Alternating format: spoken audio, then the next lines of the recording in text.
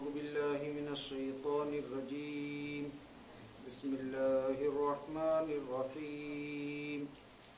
ألف لام ميم. ذلك الكتاب لا ريب فيه هدى للمتقين الذين يؤمنون بالغيب ويقيمون الصلاة ومما رزقناهم ينفقون والذين يؤمنون بما أنزل إليك وما أنزل من قبلك وبالآخرة هم يوقنون أولئك على هدى من ربهم وأولئك هم المفلحون. صدق اللہ العظیم.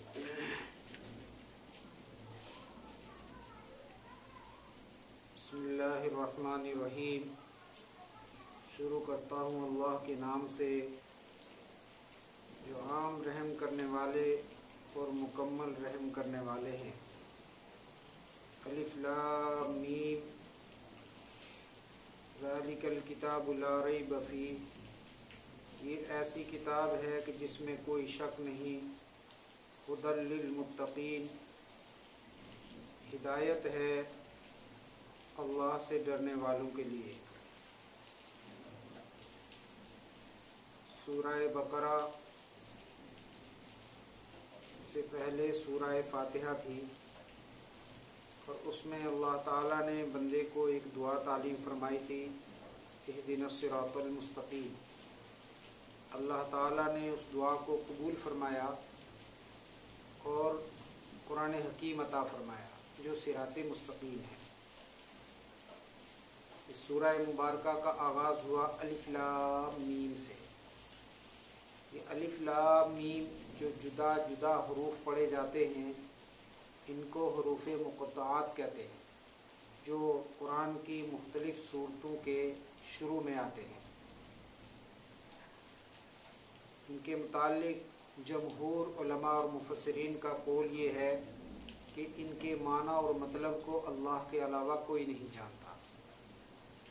بعض علماء دین کہتے ہیں کہ اللہ تعالیٰ نے ان حروف کے معنی پر اپنے پیغمبر حضرت محمد صلی اللہ علیہ وسلم کو مطلع فرمایا ہے. اگر ان کے معنی اللہ کے علاوہ کوئی نہیں جانتا، جیسا کہ اکثر مفسرین کی رائے ہے، تو ذہن میں یہ سوال پیدا ہوتا ہے کہ پھر ان کے نزول کا کیا فائدہ ہے. بات ذہن میں رکھے کہ یہ الفاظ اگرچہ ہمیں ان کے معنی اور مطلب کا علم نہیں، اور اللہ تعالیٰ نے ان کو اپنے علم کے اعتبار سے مستور رکھا ہے، پوشیدہ رکھا ہے، ان پر ایمان لانا یہ بندہ مومن کے لیے نافع ہے. اور اگر یہ رسول اللہ صلی اللہ علیہ وسلم اور اللہ کے علم میں ہیں تو پھر گویا اللہ اور اس کے رسول کے درمیان ایک راز ہے. بعض حضرات نے ان کے معنی اور مطلب کو بیان کرنے کی بھی کوشش کی، جیسے کہ بعض حضرات نے کہا کہ الف سے مراد اللہ ہے، لام سے مراد جبریل ہے اور میم سے مراد محمد صلی اللہ علیہ وسلم ہیں. گویا اللہ نے قرآن کو اتارا، جبریل لے کر آئے اور محمد صلی اللہ علیہ وسلم پر یہ نازل ہوا. تو اس سلسلے میں بات یاد رکھیں کہ جب اللہ تعالیٰ نے ان کے معنی اور مطلب کو مخفی رکھا ہے، چھپا کر رکھا ہے، تو پھر ان کے اوپر کوئی اطلاع نہیں پا سکتا. لہٰذا ان کے معنی کو تلاش کرنا یا محض تخمینے اور اندازے سے ان کے معنی کو متعین کرنا، بیان کرنا، یہ ایک عبث کام ہوگا. ہمیں تو ان پر صرف اتنا ایمان لانا ہے کہ یہ الفاظ اللہ تعالیٰ کی طرف سے نازل شدہ ہے، ان کا جو معنی اور مطلب اللہ کے علم میں ہے اس کے حق اور سچ ہونے پر ہمارا ایمان ہے. ذالک الکتاب لا ریب فیہ. یہ ایسی کتاب ہے کہ جس میں کوئی شک نہیں ہے،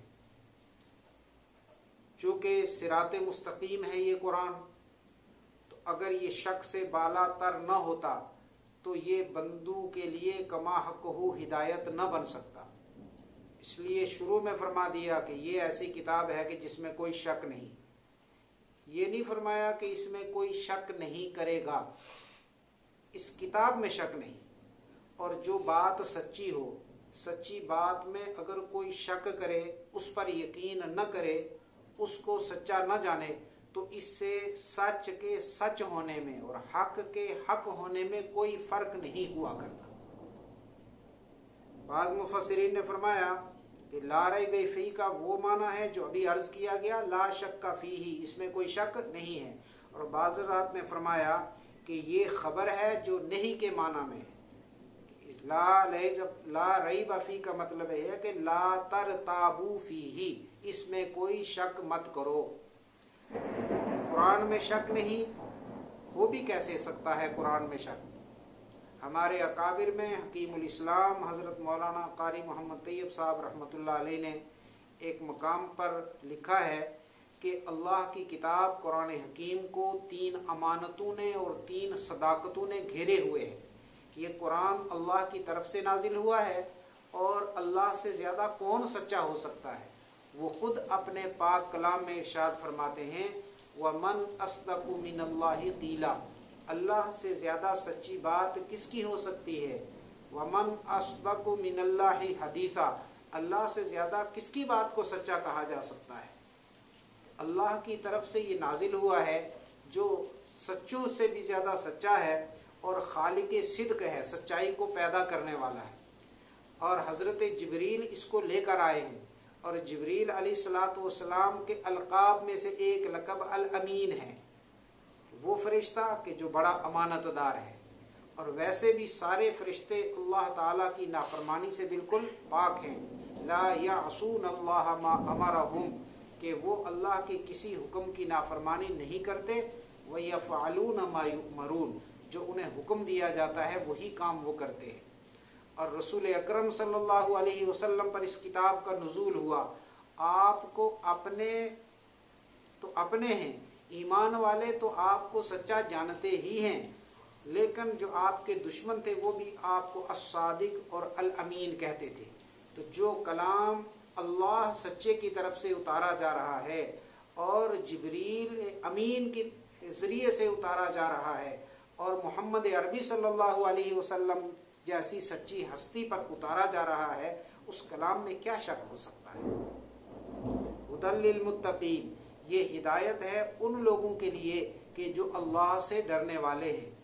متقی، یہ متقین جمع ہے متقی کی، اور متقی وہ کہ جو تقوی شعار لوگ ہوں، تقوی والے لوگ ہوں۔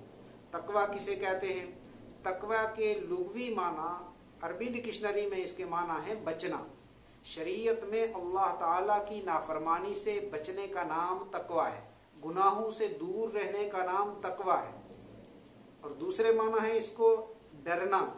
تو متقی جو اللہ سے ڈرنے والا ہو، اور جو اللہ سے ڈرے گا یقیناً وہ اس کی نافرمانی سے بھی پرہیز کرے گا۔ اسی لیے کبھی تو اس کا ترجمہ کیا جاتا ہے پرہیزگار، اللہ کی نافرمانی سے پرہیز کرنے والے۔ کبھی ترجمہ کیا جاتا ہے اللہ سے ڈرنے والے، اور کبھی ترجمہ کیا جاتا ہے گناہوں سے بچنے والے۔ آپ کوئی بھی ترجمہ کرے، مراد تینوں تراجم کی ایک ہی ہے۔ فرمایا کہ یہ قرآن ان لوگوں کے لیے ہدایت ہے کہ جو اللہ سے ڈرنے والے ہیں، جو پرہیزگار ہیں، نیک لوگ ہیں۔ حالانکہ عقل یہ کہتی ہے کہ یہ قرآن ان لوگوں کے لیے ہدایت بننا چاہیے کہ جو ہدایت کی دولت سے محروم ہیں، جو خوف خدا سے محروم ہیں، جو اللہ کی نافرمانیوں کے اندر مبتلا ہے۔ تو یہ فرمایا کہ اللہ سے ڈرنے والوں کے لیے ہدایت ہے، یہ اس لیے فرمایا کہ بنیادی طور پر تو اللہ تعالیٰ نے قرآن کو ساری انسانیت کے لیے ہدایت بنا کر اتارا ہے۔ ہدی للناس، یہ قرآن کی صفات میں سے ایک صفت ہے کہ یہ سب لوگوں کے لیے ہدایت ہے۔ لیکن جن لوگوں نے قرآن کے نزول کے بعد اپنی آنکھوں کو بند کر لیا اور اس کتاب برحق کی تعلیمات کو بجائے قبول کرنے کے تکذیب کا راستہ اختیار کیا، اس کی سچی تعلیمات کو جھٹلایا، تو ان لوگوں نے اس سے از خود فائدہ نہیں اٹھایا، فائدہ انہی لوگوں نے اٹھایا کہ جو اللہ سے ڈرنے والے تھے۔ تو یہ قرآن نتیجتاً ان لوگوں کے لیے ہدایت بنا کہ جو تقوی والے لوگ تھے، جو اللہ سے ڈرنے والے لوگ تھے، انہوں نے نفع اس قرآن پاک سے اٹھایا۔ تو جنہوں نے نفع اٹھایا، آخر کار، انجام کار، نتیجتاً یہ قرآن ان کے لیے ہدایت بنا۔ تو یہاں فرما دیا گیا کہ ھدی للمتقین، یہ کتاب متقین کے لیے ہدایت ہے۔ جو بندہ قرآن حکیم کی تعلیمات سے منہ موڑ لے، آنکھیں بند کر لے اور از خود قرآن کی تعلیمات میں شکوک و شبہات کا شکار ہو یا سچا جاننے کے باوجود بھی ایمان قبول نہ کرے، اس نے قرآن سے فائدہ نہیں اٹھایا، لہٰذا یہ قرآن اس کے لیے ہدایت نہیں بنا۔ الذین یؤمنون بالغیب، یہ جو متقی لوگ ہیں، یہ کون لوگ ہیں؟ اللہ تعالیٰ نے اس سلسلے میں بندوں کی عقل پر اس کو نہیں چھوڑ دیا کہ وہ اپنی عقل سے اور غور و فکر کر کے متقین لوگوں کی پہچان کریں اور متعین کریں کہ کون لوگ متقی ہیں، کون اللہ سے ڈرنے والے ہیں، بلکہ اس سلسلے میں خود بتا دیا کہ وہ متقی لوگ کون ہیں، جن کو قرآن کی زبان میں پرہیزگار کہا جاتا ہے، ان کے اندر کیا کیا صفات ہیں۔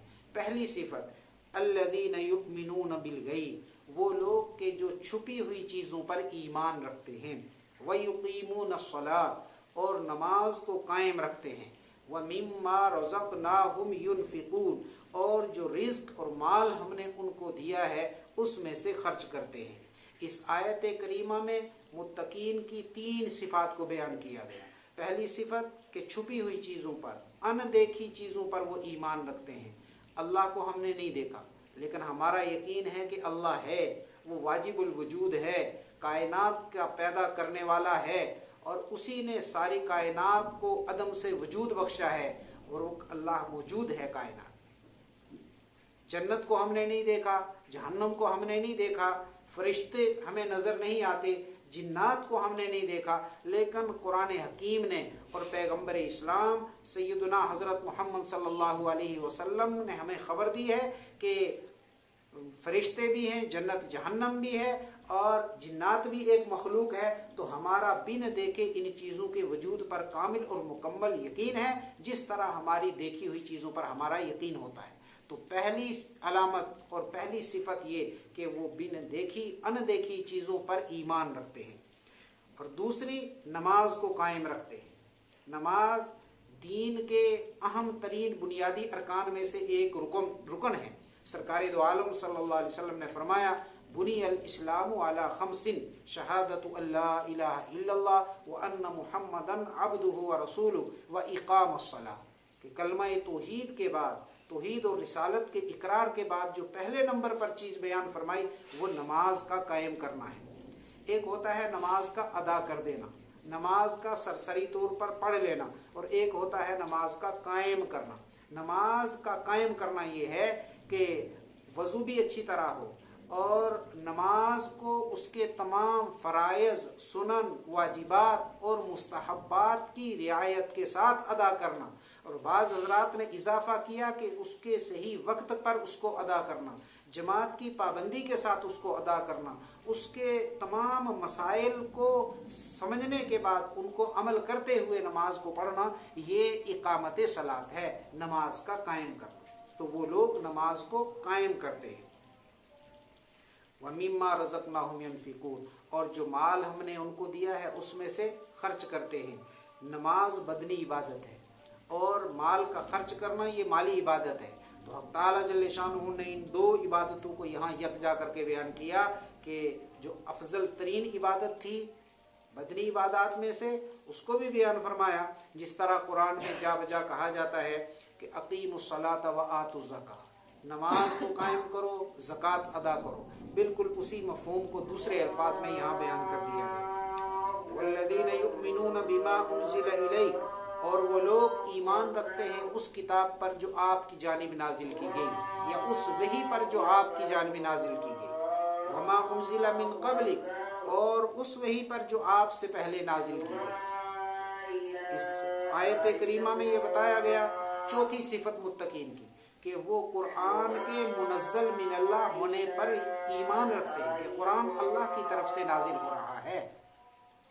حضرت عبداللہ ابن مسعود رضی اللہ تعالیٰ عنہ ارشاد فرماتے ہیں کہ ایمان لانے والوں میں دو طرح کے لوگ تھے، ایک وہ لوگ جو پہلے بت پرست تھے، مشرکین عرب میں سے تھے اور ایمان لے آئے، اور بعض وہ لوگ تھے جو پہلے یا یہودی تھے یا عیسائی تھے اور اللہ کی کتاب توریت انجیل پر وہ ایمان رکھتے تھے۔